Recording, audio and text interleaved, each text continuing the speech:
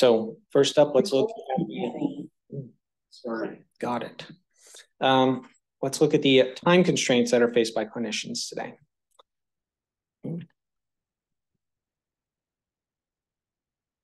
Okay, so like many of the pediatric subspecialties, the field is very heavily academic. About 3/4 of pediatric nephrologists practice at an academic center.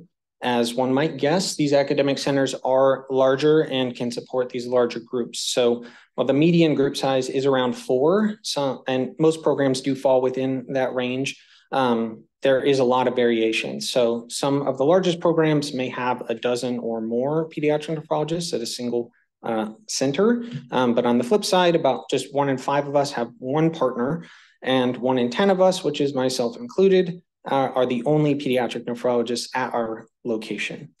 So call is fairly demanding, and it obviously will depend on how many nephrologists that you are splitting call with. So the median call ends up being about 16 weeks per year, and larger practices will have that down in the 8 or 9 range, but that also ends up being about 14 call weekends per year. And as far as clinic days, the median pediatric nephrologist will spend about 3 half days of clinic per week or 1.5 full days. And the interquartile range on that was 1 to 2.5. This is also super variable, but kind of regardless, people end up working about 60 hours a week, and some work quite a bit more than that, as you can see. So if we just have 1.5 clinic days per week, kind of where are people spending their time?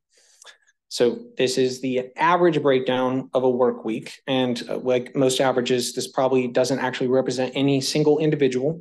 And as a pure clinician, my pie chart looks more like a big blue circle with about 95% of my time spent on patient care and maybe 5% of that time spent on administrative tasks.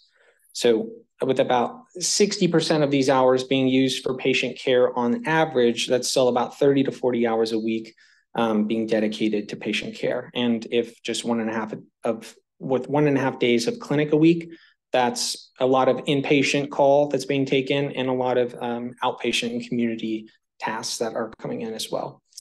And most pediatric nephrologists being at academic centers are involved in clinical research, training, and administrative tasks and teaching. So now that we've looked at how our time is broken down in the aggregate, let's look at what an actual clinic looks like and how the complex medical decision-making takes place on a moment-to-moment basis.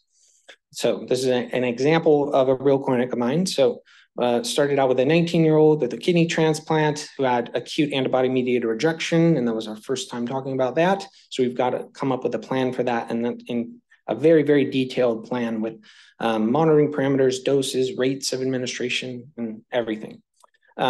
We've also got a 3-month-old who has very significant kidney disease and hyperkalemia, acidosis. We are decanting her feeds, and they can't hardly get to a lab. Nothing is close by. They live 4 hours away from a hospital, and the lab's hemolyzed every single time we get them. So now I have more gray hair. And next up, we've got a 7-year-old girl, and she's got CKD due to obstructive uropathy, and she has some elevated blood pressures. We want to investigate with a 24-hour blood pressure monitor and, confirm this diagnosis of hypertension, and we want to start her on medication and start her on home blood pressure monitoring. So we'll need to think about different blood pressure cutoffs, different treatment options, different monitoring parameters. And you can see that each of these patients might have, dozens of decisions that are made about them, in a 45-minute visit. And it's not even lunchtime yet. I'm not going to go into every patient, but you can see, things are really stacking up. The next topic is information overload. So from a clinician standpoint, there is a growing body of knowledge that we really need to know in order to care for our patients in the best way possible. But it is incredibly difficult to filter out those things and get down to the key elements. And the tools that we have at our disposal are struggling to keep up. So this is a look at kind of all the new publications that are indexed by PubMed every year. And we've seen really exponential growth of medical knowledge, and we are on track to be pushing 2 million publications annually in the next 5 to 10 years. So there's a lot of reasons for this, and that's really a whole other talk in itself. But we've gotten more knowledgeable in general, and we've also gotten extremely specialized. So that web of knowledge is very broad. So if we just look at pediatric publications, we're still talking about 300,000 plus publications per year. And going down further to pediatric nephrology, much more manageable, but still a pretty robust 4,500 publications a year. Can't really deep dive into every single one of those articles, really practically. All right, the last thing is just a quick word about practice variability. So one thing, as I was going through fellowship, getting to interact with physicians across different institutions, we get to see that the practice patterns that we think are standard are actually just one way to practice. And there might be something that we do routinely and someone else might be asking, does anyone ever do this? And we're like, oh yeah, we do it every day. So people can have very different patterns of practice and they might be perfectly fine. They might achieve basically the same outcome at their given institution. And even just in solo practice, I have patients with different life circumstances and different demands. So they might have different preferences, or they might just have different insurance requirements and need, labs sent to particular places or medications that get denied. And we have to add all that complexity into every patient encounter, and it makes things messy. So we have clinicians are very busy. They have a very demanding cognitive load. We're constantly inundated with information. And we practice in a wide variety of settings with different backgrounds and different habits. So now that we've looked at the customers here, let's talk about how we can optimize our study so that it is tailored to being utilized in an actual clinical setting. So if you want a particular study to have a meaningful clinical impact, which is not always the case, some research is to further the field and all that. We need to take into account the challenges that are faced by practitioners. And ideally, we need to do this from the conception of this study, starting at the very beginning. There are obvious things that everybody knows that you should do, maximize your external validity, use different centers, have a diverse population, all that. But I'm just going to assume that you're already doing high quality work and give you some more practical tips on making that very useful. So, things that we can do. One is to anticipate the needs of clinicians, and that starts by asking a question by answering a question that's actually being asked by a clinician. So this is one CKIT study that I use all the time in practice. It answers a super important question. So the purpose here was to determine, is there a specific threshold that is associated with the slower progression of kidney disease? And this study provides support for the treatment recommendation targeting a 90th percentile for blood pressure. And it also shows there might be some benefit in targeting a 50th to 75th percentile for non-glomerular diseases. So this is great. I literally use this like every day. And one way to find a question like this is to just ask a clinician, what should we look at here? And we've got lists. We've got things every day that we encounter. So come find us after, a day of inpatient service, and we could give you 4 or 5 things probably that would be super relevant because we literally just asked them that day. So another thing we can do is to think back to our average clinic patient who is completely not average. Our patients really love to dance along the margins of the data. And sometimes we are stuck making decisions that it seems like researchers really didn't anticipate we would ever actually encounter, that they didn't fit this median mold here. So just an example here would be like if your cohort has data collected at this very regular cadence, which might sound familiar to some of you, then what happens when we are in real life and we have data that is really irregular or incomplete on certain days and not on other days? And how does that kind of stress the implications of your study, and what kind of meaningful differences does that add? And also, how far outside of bounds can we get before things start to break and the validity really becomes an issue? Or is it kind of, we can flex this a little bit. It's a month off, but it'd probably be fine. So, going back to this paper, and this is not a criticism of this paper. This is to kind of look at how we can squeeze these things to really get every bit of extra value on clinical benefit from these. So looking at what's going on in the margins here. Okay, so we have this 90th percentile, and that is very consistent with the non-CKD hypertension targets that we have in our 2017 AAP guideline. Except for one thing here, which is that when these kids turn 13 in the guidelines, we have a new cutoff, and that's 130/80. But there's a difference between a 90th percentile and a 130/80. So most patients, this doesn't make a difference in that their 90th percentiles does fall below that, but there are some edge cases here. Okay, so this is the edge. So we're looking at the 90th percentile systolic and diastolic blood pressures for boys who are aged 15 to 17. And I kind of truncated this table to make it a little more readable here.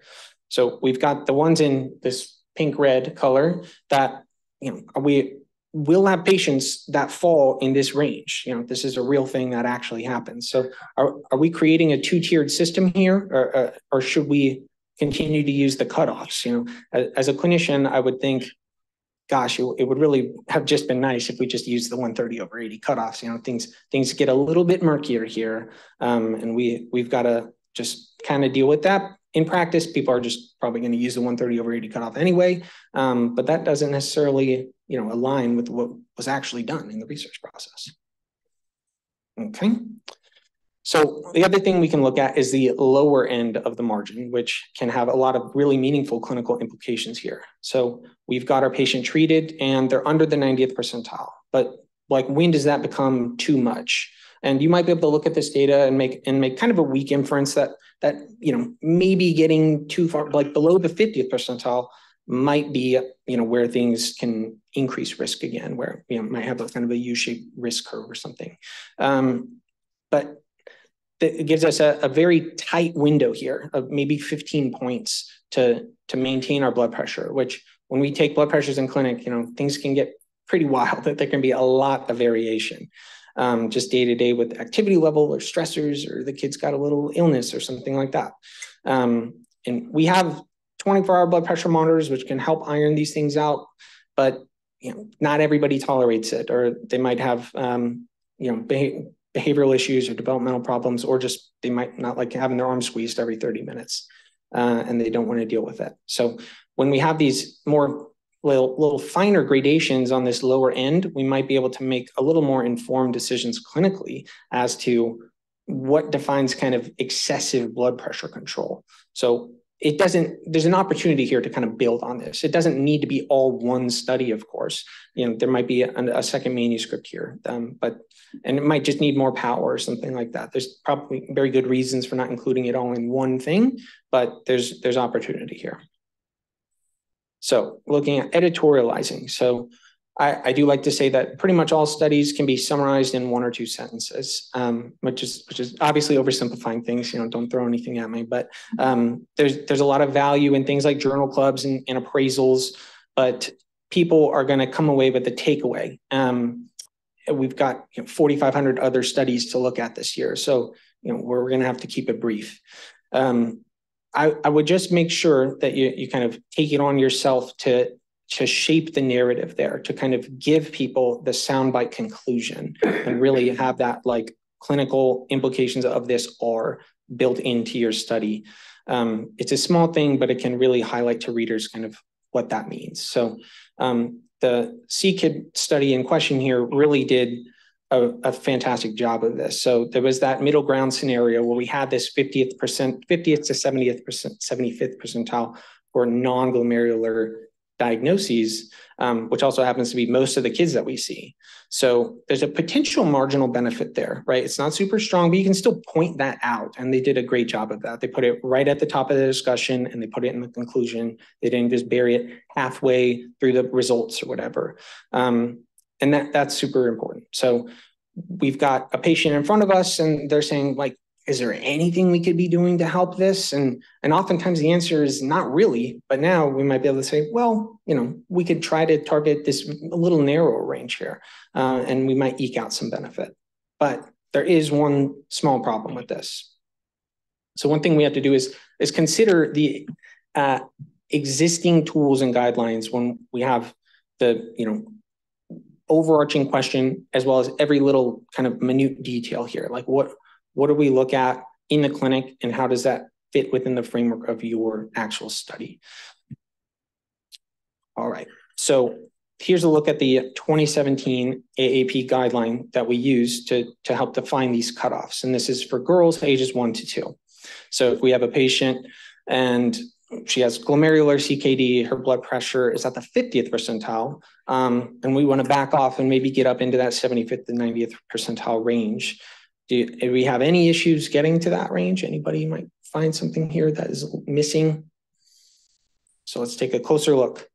So we see the percentile for 50th and the percentile for 90th percentiles. There just is not a 75th percentile. So this was actually pointed out in another CKID publication. This was in reference to a third CKID publication looking at the prevalence of mast hypertension that involved a 25th percentile threshold. But these authors very astutely point out, like, there is no 25th percentile threshold. Like, we don't have a way to look this up and get this information. So that would be quite burdensome. I can't be doing quantile regressions in clinic every day. Like, I don't ever want to perform a quantile regression. So certainly not like on the fly. So we thinking about this though, you guys had to have a tool to calculate the 25th percentile in order to come up with these conclusions. So you could take that tool and just make it available in clinical practice. It's not always easy to do that, but that is certainly an opportunity there to really have a major clinical impact. And that's something that we're kind of really hankering for on the clinical side.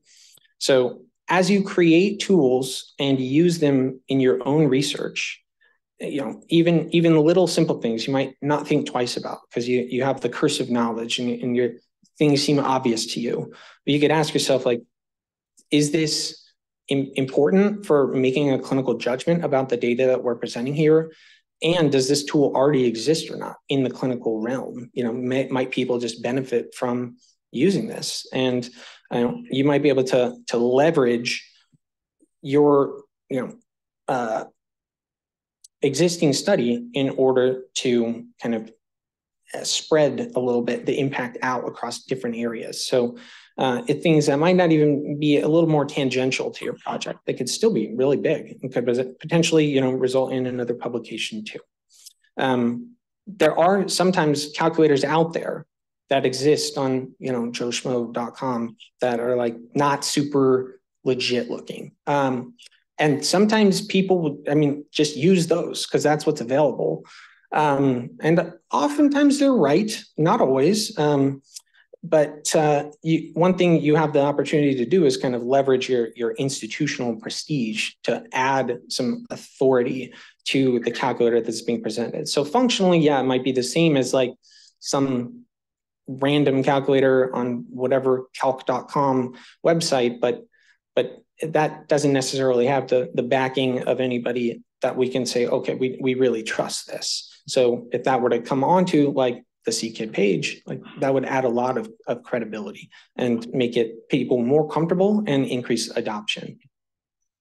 Okay, so the top line question that you're asking should obviously, if you want it to have clinical implications, it should be a clinical question. But really to maximize your clinical impact, just going through line by line, asking how each piece of information really fits into the clinical setting. Ask yourself whether you have accounted for patients at the extremes of your data, and to look really closely and see if there are any conflicts with existing practices and guidelines. All right, so now that we've looked at the clinician mindset and expanding the breadth and depth of your project, let's talk about how to make some great tools that are tailored for use in a clinical setting. So these are some very basic principles. If you want your calculator to be accessible, it should really be web-based.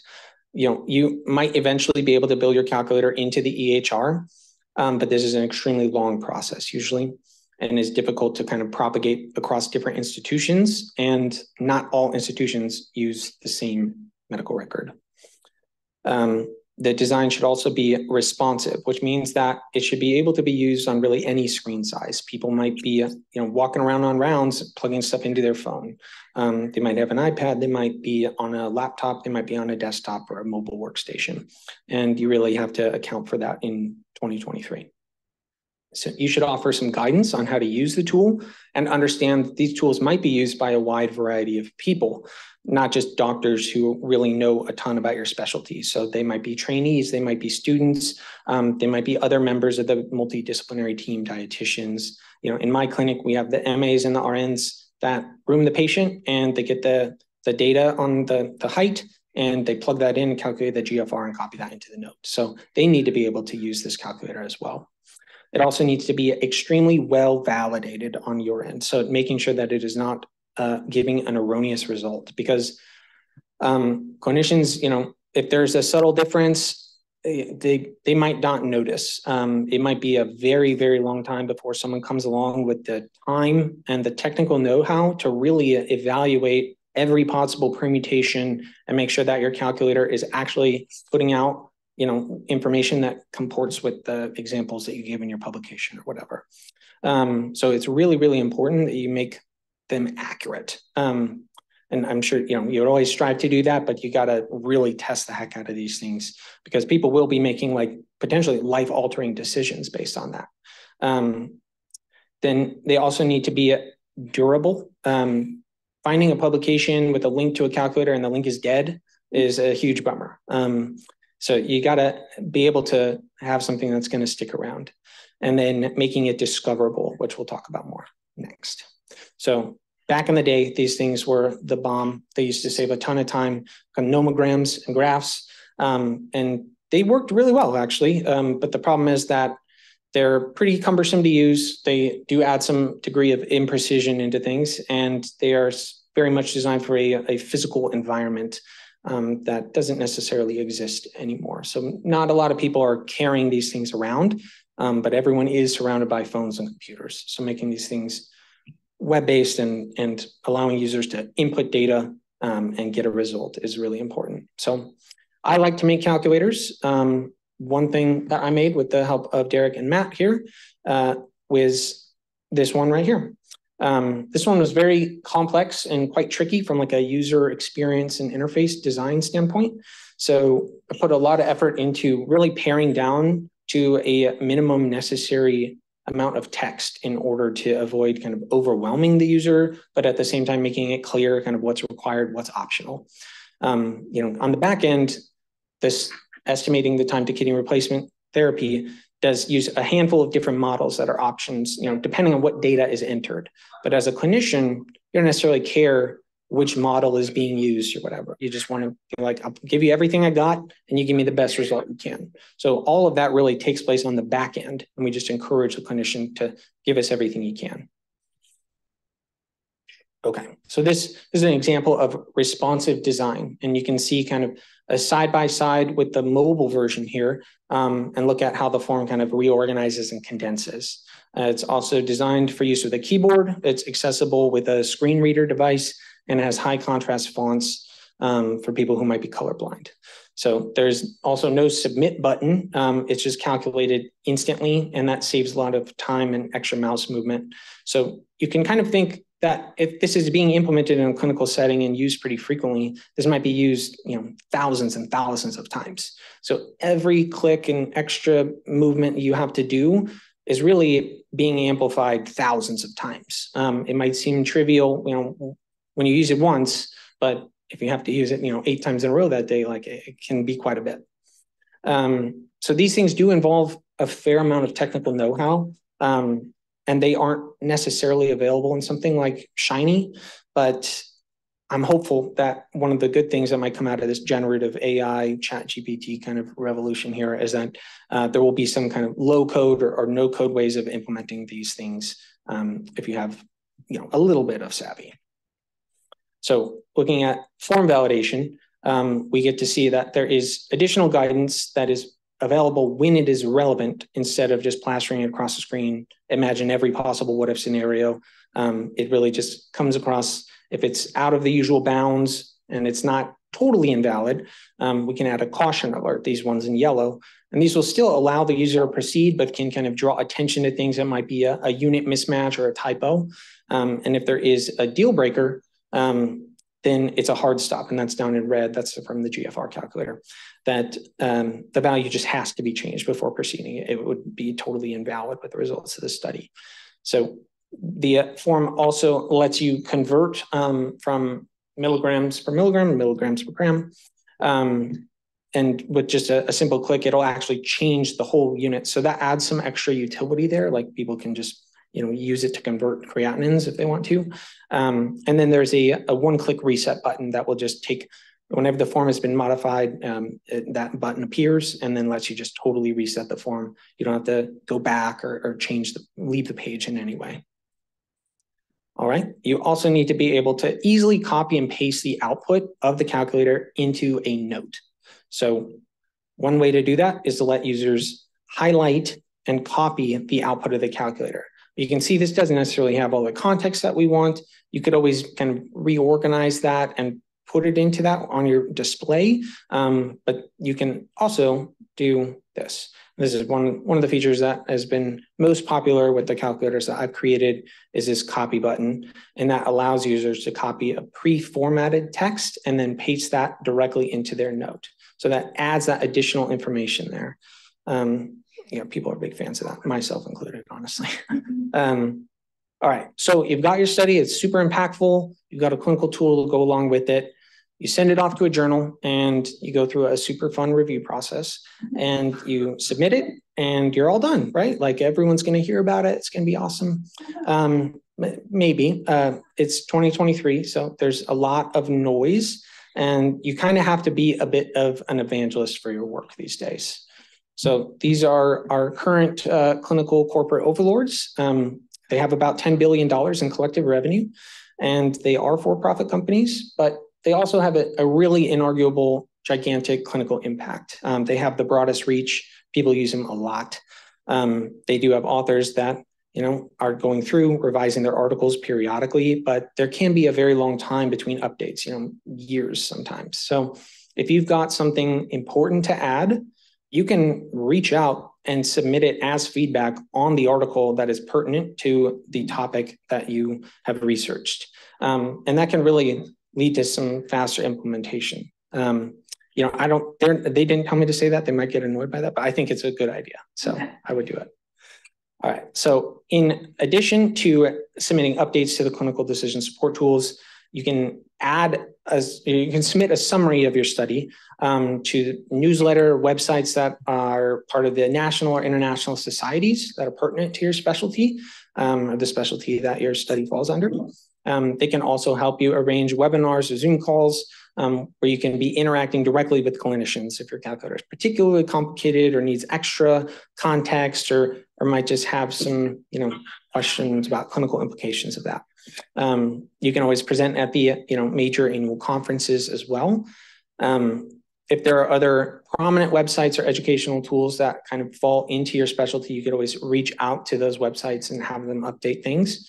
There is also social media, and yes, while X or Twitter is increasingly fractured, it's still probably the best platform as far as disseminating medical information really rapidly.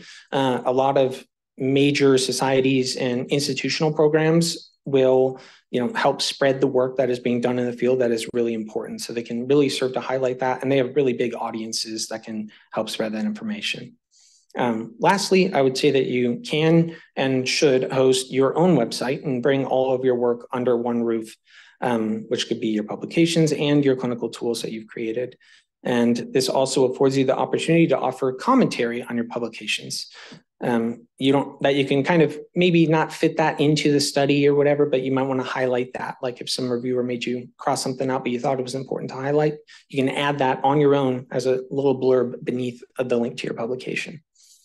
So by bringing all the things together in one place, it also makes your site, more linkable. So by getting links to your website from other sites that have, authority, that will make it more authoritative in the eyes of Google and the other search engines and can shoot that up the list.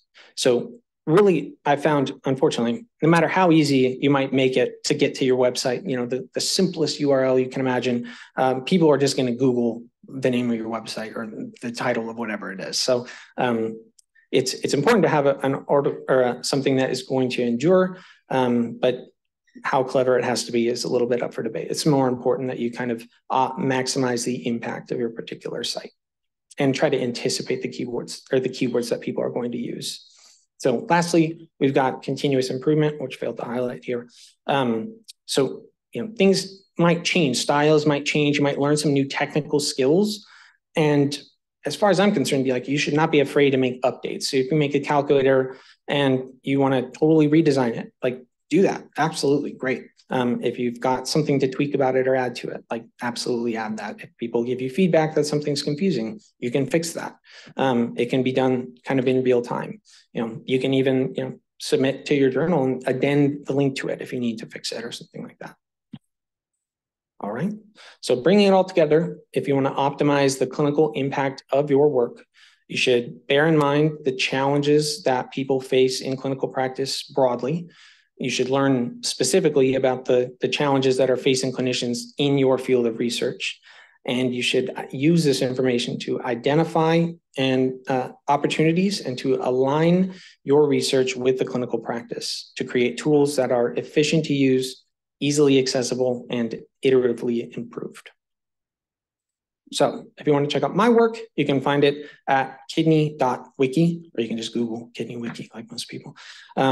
It won the ASN, American Society of Nephrology, Innovations in Kidney Education contest last year, which was pretty cool. It's got over 200 app users on Android and Windows, and we've got an iOS app in the works.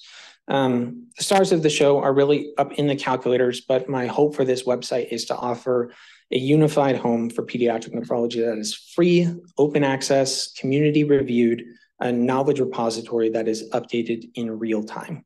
So if you want to collaborate on any pediatric nephrology projects or you have any clinical updates for me, please feel free to reach out with my contact information right there. And that is all.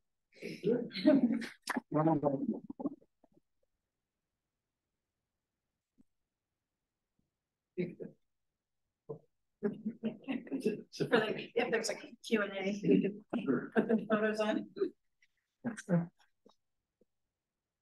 Probably better at this than I am. That was wonderful. Thank you for the talk. Of course. It was great. That's okay. Their videos are visuals. Yeah. But if anyone's in the chat would like to ask a question, please do. And here, I'll look it up first. Questions. Yes. I want to congratulate you on an excellent presentation. Thank you very much. Appreciate it.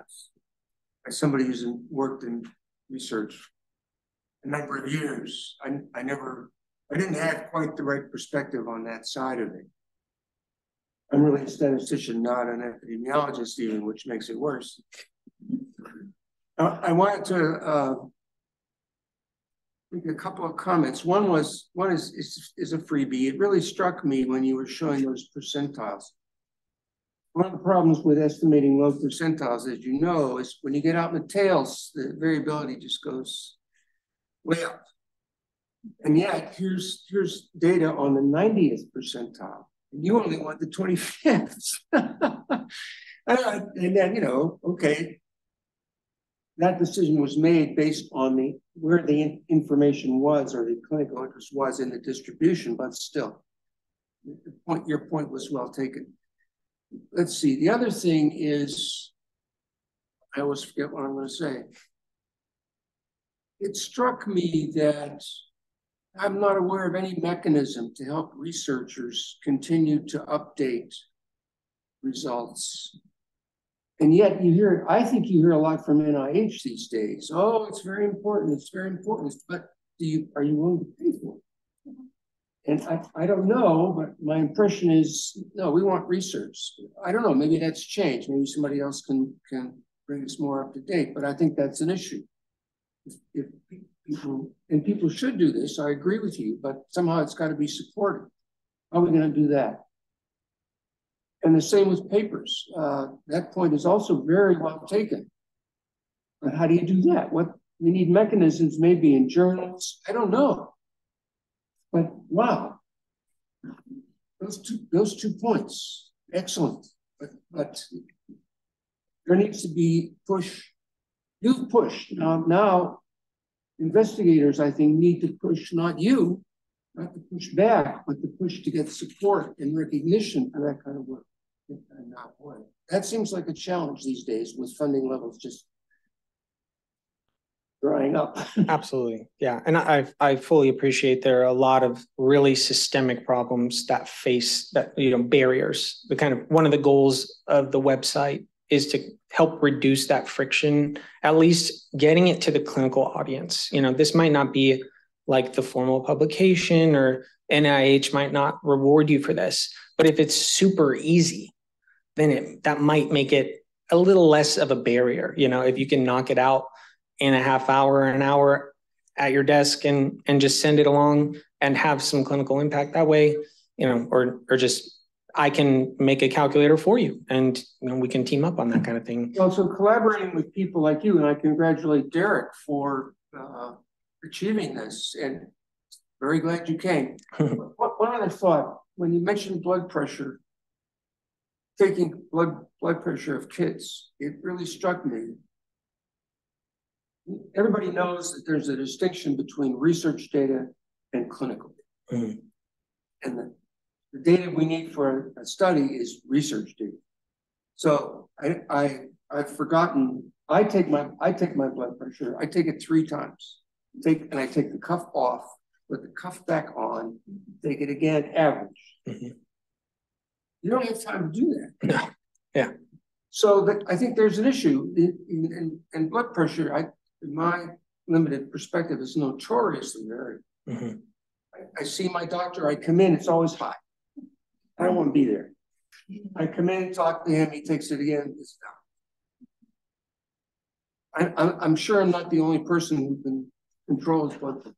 Mm-hmm. So all those things, and again, what do you say? It's not your fault. Right. Yeah. And that leads to a lot of referrals to nephrology. And then it's kind of falls on our responsibility to take that longer clinic visit where I'm not seeing 4 patients an hour, and do it right and get that good data to say you don't actually have high blood pressure, or we can do the 24-hour blood pressure monitor if they are kind of, in that white coat hypertension range where they get high coming into the office. And make those definitive diagnoses. So those are pretty recently developed tools. It's been a long-standing frustration for the field, but I think we've certainly come a long way. Yeah, there are means to address that and get it closer to that research ideal, but we do have to bear in mind how that data is gathered. Is my patient sitting with his legs uncrossed in a seated position with his back supported, his arm or heart level, not talking for 5 minutes? Well, he's 7 years old and he's got ADD. So no, he's running around the room psychotically. Like we do what we do. Like we gotta contextualize that information and say, well, you're a few points above the research ideal or whatever, but you were just jogging around the room, so you're probably all right. So yeah, we have to use our brains to get to that. But having the context of where the data comes from is super important for informing those clinical decisions. I can't resist saying something about an article I read today about physicians forming unions, because medical practice is now dictated more and more by large corporations, and the workload seems to be going up and up. Mm-hmm. Time with patients is precious, all of that. So the environment doesn't seem to be as supportive as it might be. Yes. And HCA, if you're listening, I'm not going to join a union. Please, thank you.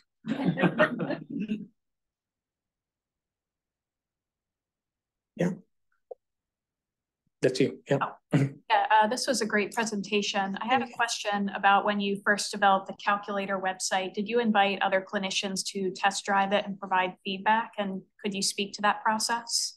Yes. So I first spent a ton of time, reading and learning about like user interface design and how to make things really intuitive. That's been a kind of a long-standing hobby of mine because I'm pretty cool. So we also shared it with all the fellows. I come from Stanford, and we had 9 fellows, so a lot of kind of boots on the ground, doing the day in and day out of clinical practice. So absolutely, solicited feedback from everybody, and even some of the more experienced clinicians at the university that might not have been as technically savvy. That they had some, things to offer as well as far as insights. And I think I've kind of gathered those and incorporated them as I've built out more and more calculators. Absolutely. It's pretty informal though. It's like, one is to just send it out and see if they have anything to do. But the other thing is to just literally look over their shoulder without them realizing it and watching them use it. And sometimes it's kind of horrifying. Be like, oh, that is not how that's supposed to be done or whatever. So you might need to move some buttons around or whatever to make it a little more intuitive.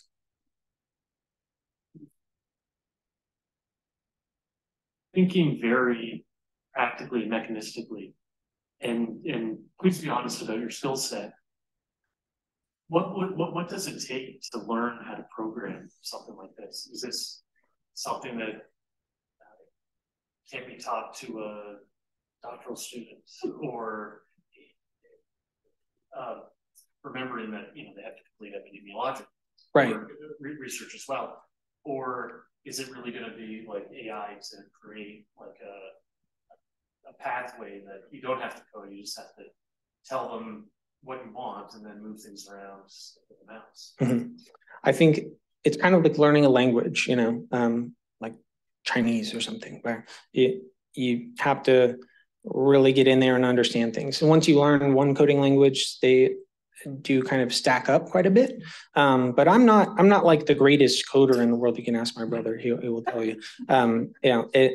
I do a pretty good job though about being thoughtful about that. But it might be a lot to ask, especially if they're already strapped for time. I put a lot of hope. I've seen the real impacts of the generative AI stuff that you can pretty much tell it to code certain, code a button that will change this to this, whatever, and it can really spit out quite a bit. You've got to get a baseline of knowledge to know the right question to ask and to make sure that the code is, legit and not full of bugs, and how to troubleshoot the errors that it does make. But it makes it the barrier to entry is a lot lower, but it is still not nothing. It still does take some time. I can't really quantify the number of hours, or anything. It's a lot. And especially the way that I learn things is not a very structured approach. We'll put it that way, where it's kind of just start making the calculator and figure it out as you go, and find the tools that you need to as you approach that. And I'm going to expose my ignorance too. What language is this coded in? What's the technical, like basic technical words that describe your website and how you think? Yeah. So at its core, it's HTML, CSS, and JavaScript.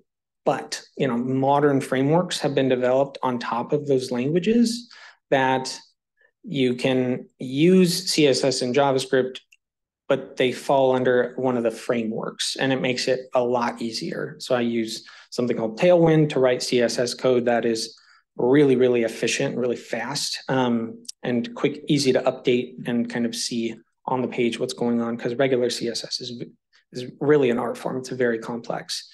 And that's becoming like an industry standard, really. And Vue is the other JavaScript framework that I use. So, there are like a lot of courses built up around those. Those are all like free open source tools that are really widely used in the tech sphere. So those are kind of the basic things. And then it's hosted on Cloudflare Pages, which is, kind of like, Google Sites gives you the whole package of like, you can plug and play with certain very basic user elements. But to get to something like this, you really have to kind of do your own thing. And this is really from scratch with no user interface at all. And just kind of coming up with that. So I think finding partners that have some technical background would definitely make lives a lot easier. Like having every, or even, a fifth of doctoral students like learn stuff like that. is a big ask. So you're better off finding a partner, especially if it's, you know, a major society or nonprofit, like if it's NKF or ASPN, you know, they might be able to front some cash to pay for someone to get things rolling at least, where you can build or finish it out. Or just go to Kitty and Wiki. Yeah. So this calculator that you developed, I can see that it's like basically meant to provide like a prediction or time window for this KRT based on like very recent data. Mm-hmm. Have you thought about including more like past measurements to incorporate like a patient's, you know, even more previous history just to get, I mean, I know it would increase the complexity of the calculator greatly, but you know, if there's a clinician at the bedside that's been seeing a patient for a while, like maybe incorporating their history could, I don't know, help them in some way.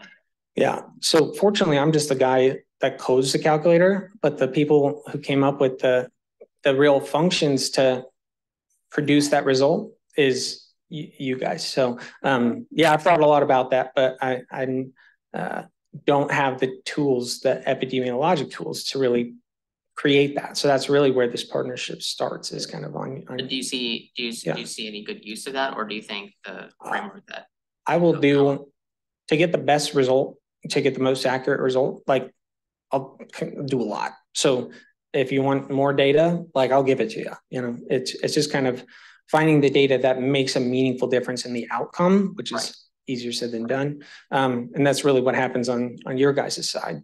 As far as adding that to the calculator, I could probably whip that up in 30 minutes. Yeah. The other side of that, though, is now you're requiring the person using the calculator to have more. And what if they don't have some? Yeah. Right. And that's something that this calculator really specifically addresses too, is making it optional, or marking it very clearly where it's optional, and seeing that, you know, putting it in the info tab, like the more you can give us, the better you can get. But if you don't have the time or the data to enter all this, then, you know, you need some bare bones things to get a result. Yeah, so what that means is the investigator has to run different analyses with all the different combinations. Yeah, no. Yeah, and this is just this particular case, right? Yeah, every calculator will be a bit different. That was partly humor, but at the same time, if you really want to know, you need to take adjust for things in your analysis. That's something that they did that is really thoughtful, and I think comes from that drive to be able to answer clinical questions, right? That is really driven by the clinical practice, where they might not have everything, and we still want to really milk this for what we can. And that seems like how it was structured from the beginning. It seems like a very good approach. I mean, I'm very positive about it. Right. Yeah, I'm all for running all the models. You guys go ahead and do that. We probably have time for one question. I guess I'll ask it. I really like when you talked about this ongoing dialogue about updating things or providing more context, sharing that information. You know, we often think that once something's peer reviewed, that's canonical, and boom, that's the end of the discussion. You know, refer to the paper. But it shouldn't be like that. It's a dialogue between the reader, the audience, things change, how do we address it, context, and so on.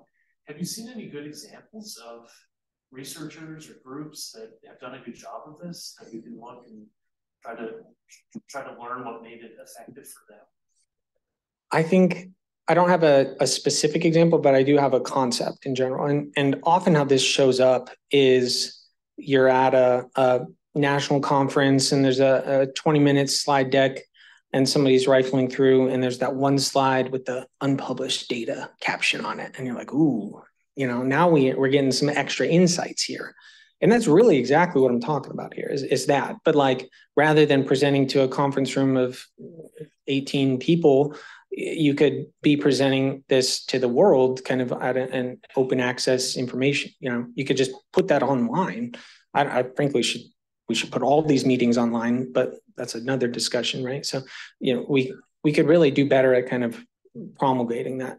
The other thing is, as people do these, the webinars or tutorials or whatever, they kind of, when they don't just like link to this study and be like, check this out, it's pretty good. It's a bare minimum, and it's not nothing, but you can do more and really kind of create a little thread, a little breakdown, and add some information, add that context in there. And that's currently how I see things being done. I think there's a lot of opportunity to expand the reach beyond that. But it's just, people are strapped for time. It's a very understandable constraint. Might be worth thinking about, so we have a CKID website, yes? Mm-hmm. You could create links to other pages, is that right? Have I got that right? Mm-hmm. And you could say to an investigator, you published this great paper. Would you like to summarize your work on this page? But then we want you to update. We want you to period, please. And we'll help with that, or we'll work with it. But I think that there might be ways to do that. Mm-hmm. Absolutely. And that's, if you're doing pediatric nephrology, let me know. All right. Very good. Thank you guys so much.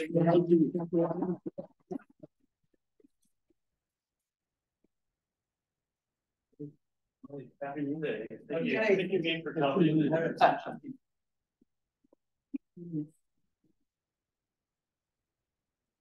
Good for you.